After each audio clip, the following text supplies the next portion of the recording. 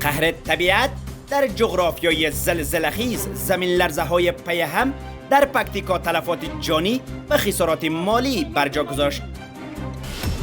درگیری میان گروهی طالبان در سمنگان، جسدهایی به نام اعضای داعش به نمایش گذاشته شدند. صف‌های طولانی برای دریافت ماده حیاتی کمبودی آب زندگی را برای مردم عنابه پنچیر دشوار ساخته است. آسان سازی پروسه تخلیه از زیر حاکمیت طالبان، آمریکا روند درخواست ویزای مهاجرتی SIV را برای شهروندان افغانستان ساده می سازد. تأکید مسکو بر قدرت کرملین در برابر غرب. پوتین می گوید غرب هرگز قادر به منزوی کردن روسیه نخواهد شد.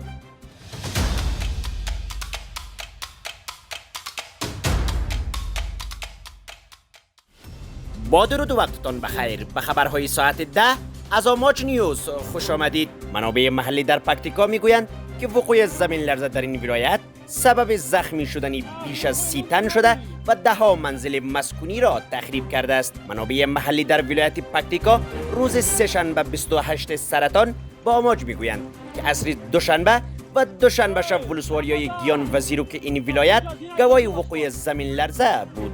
با گفته منابع در نتیجه وقوع زمین لرزه های پی هم در این ولسوالی ها بیش از 30 تن زخمی شدند. منابع می افزایند که در نتیجه این زمین لرزه ها زمین های مسکونی زیادی نیز تخریب شده است که شمار دقیق آنها هنوز معلوم نیست. در همین حال مولوی محمد نسیم حقانی سخنگوی وزارت دولت در امور رسیدگی به حوادث طالبان زخمی شدن دست کم 30 تن در زمین لرزه های روز گذشته را تایید می کند. تیر ورځ څو پرلپسې زلزلو بیا زموږ د خوست او پکتیکا ولایت ولرزوه چې خوشبختانه په دې زلزلو کې موږ کوم شهید نه لرو چون دغه زلزلې په سپیره او په ګیان برمل همداسې نورو ولسوالیو کې وې چې د دې زلزلو له امله زموږ 60 تنه هیوادوال زخمیان شوي دي او د 600 څخه زیات کورونه په دې زلزله کې تخریب شوي دي. اداره زمین لرزه شناسی آمریکا اعلام کرده که زمین لرزه 5.1 ریشتری ناوقت روز دوشنبه جنوب شرق افغانستان را تکان داد. مرکز این زمین لرزه در عمق 10 کیلومتری زمین بوده است. منابع محلی در سمنگان میگویند که طالبان در این ولایت جسدهای 2 تن از افرادشان را که در درگیری خودی کشته شدند به نام اعضای داعش به نمایش گذاشتند. این در حالی است که نیروهای طالبان امروز سه‌شنبه 28 سرطان در ساحه کارته مجاهد شهر ایبک درگیر شدند. با گفته منابع در نتیجه این درگیری 4 طالب کشته و 6 طالب دیگر زخمی شدند. این درگیری بین طالبان پشتون تبار کندوزی و طالبان تاجیک تبار سمنگانی رخ داده است. به روایت منابع طالبان پشتون تبار جسدهای طالبان تاجیک تبار سمنگانی را در 4 راه شهر ایبک به نام اعضای داعش به نمایش گذاشتند. طالبان تا هنوز در این مورد چیزی نگفتند. پیش از این نیز در ولایت‌های دیگری افغانستان طالبان جسدهایی را به نام داعشیان و دزدان در محضر عام به نمایش گذاشته بودند که مورد انتقاد فعالان مدنی و کاربران شبکه‌های اجتماعی قرار گرفتند. باشندگان ولسوالی عنابه ولایت پنچیر از کمبود آبی صحی و آشامیدنی شاکی‌اند. این باشندگان با آماج میگویند که روستایشان از سطح دریا 150 متر فاصله دارد و این امر دسترسی به آب آشامیدنی را برای آنان دشوار می‌سازد. آنان می‌افزایند که منابع آبی در فاصله‌های دور قرار دارد و همه روزه باید مسافت زیادی را طی کنند تا آب مورد نیاز خود را تامین کنند. آنان می‌افزایند که باید ساعت‌ها در انتظار گرفتن آب در صف بایستند. انتقال آب از منبع تا خانه یکی از چالش‌های بزرگ سد راه باشندگان است که در بعضی مواقع با استفاده از حیوانات چون مرکب آب را به خانه‌هایشان انتقال می‌دهند. آب آشامیدنی قریب عنابه مردم دچار مشکل از این زیادتر است. وسایل نقلیه ما اونمو موتورسیکل و مرکب است که شما دیدی و کراچی استفلاس هم در اون بشکه‌ها به دست خودان به خانه انتقال میدن.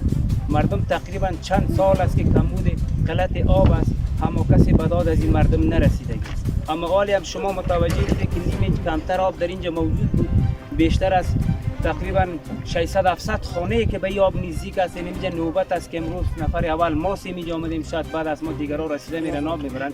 ما به ساعت به 4 آب مشکل به آب آشامیدنی داریم. ما با چندین عرایض همچنان با دفتر سلیم سرخ و حکومت و نهادهای خیریه داشتیم، اما تا کنون کدام پاسخ مثبتی از اونها نگرفتیم. ما داریم دریا تقریبا 3 کیلومتری منطقه ما رد میشه، آبی داریم که در کو، اما دیگه موضوع مالیش تامین کننده اگر چیز کنن مشکل مردم حل میشه، اما توان مردم ما نیست که آب کو را انتقال بدن به قریه و همچنان و یا آب دریا را پمپ کنن. در باشندگان عنابه تاکید دارند که زمینه استخراج آب با استفاده از انرژی نوری موجود است، اما آنان توانایی تامین بودجه آن را ندارند و برای این کار نیاز به همکاری مالی دارند. ولسوالی عنابه در شمال پنجشیر موقعیت دارد و به دلیل ارتفاع بلند از آب دسترسی مردم را به این مایه حیاتی مشکل ساخته است. بیش از 2000 خانواده در این ولسوالی زندگی می کنند که نیاز جدی به آب دارند.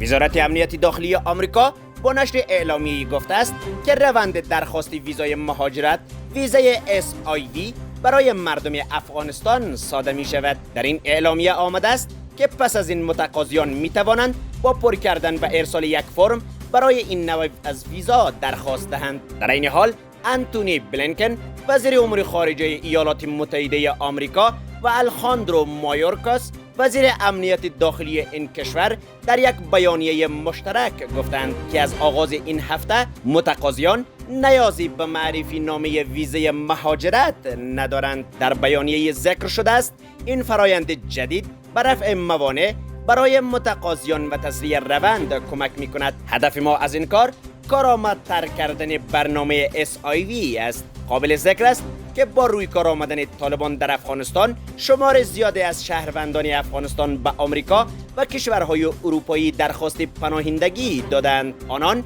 دلیل این کار را در خطر بودن جانشان از سوی طالبان عنوان می کنند. خبرگزاری تاس به نقل از ولادیمیر پوتین رئیس جمهوری روسیه گزارش داده است که روسیه اجازه نمی‌دهد پیشرفت چند دهه این کشور نابود شود. آقای پوتین روز گذشته دوشنبه در نشستی در شورای توسعه استراتژی گفته است که روسیه با وجود پیشبینی‌های مخالفان دهها پیشرفت خود را نابود نمی‌کند. او گفته است که غرب هرگز قادر به منزوی کردن روسیه نخواهد شد. نامبرده علاوه کرده است که روسیه به طور کامل از دسترسی به محصولات پیشرفته خارجی محروم شده است. او تاکید کرده است ما درک می‌کنیم این یک چالش بزرگ برای کشور ما است، اما با وجود پیشبینی‌های تعدادی از بدخواهان ما چندین دهه پیشرفت خود را معکوس نمی‌کنیم. رئیس جمهوری روسیه اضافه کرده است ما از حجم عظیمی از موانع آگاه هستیم، بنابراین روسیه به دنبال راه حل‌های جدید در این استفاده مؤثر از ظرفیت‌های فناوری موجود خواهد بود. پوتین افزوده است من درک می‌کنم که این یک کاری پیچیده است، همه ما کاملا از آن آگاه هستیم. آشکار است که نمی‌توانیم و نمی‌خواهیم جدا از بقیه جهان زندگی کنیم. آقای پوتین همچنان تاکید کرده است که روسیه را نمی‌توان از بقیه جهان جدا کرد یا دوریان حصار کشید. این در حالی است که پس از آغاز درگیری‌ها میان روسیه و اوکراین اختلاف‌های شدیدی میان روسیه و غرب به میان آمده است.